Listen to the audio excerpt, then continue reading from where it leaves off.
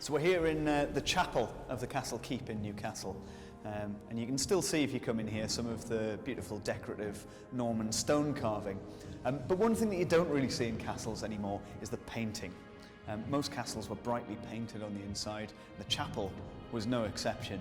Most medieval churches had extensive wall paintings which depicted all sorts of things from the lives of saints, but especially a favoured topic was the mouth of hell, with sinners being funneled into the flames by demons with pitchforks.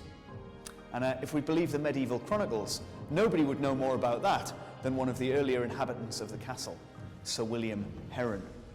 He was the High Sheriff of Northumberland between 1246 and 1256. Most people only got to be sheriff for a year or so, so the king at the time must have thought that he was particularly effective at his job. Sheriffs, though, don't come out of medieval history with a particularly good reputation, as anyone who's ever seen or read a Robin Hood story will know. Sheriffs were famous for their corruption and their greed, and none more so than Sir William Heron.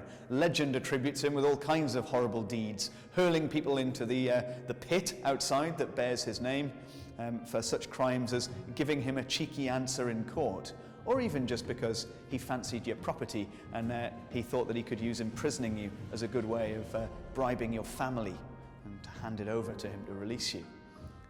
Looking through the historical records tells a slightly different story, wherein the crime that I can find most attributed to him is buying up all the herring on the quayside and gouging people for way more money than it's worth. But there you go. I suppose if you're going to be an evil sheriff, you've got to get your funds somehow, haven't you?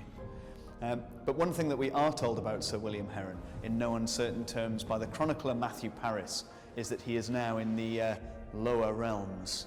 He went to hell when he died.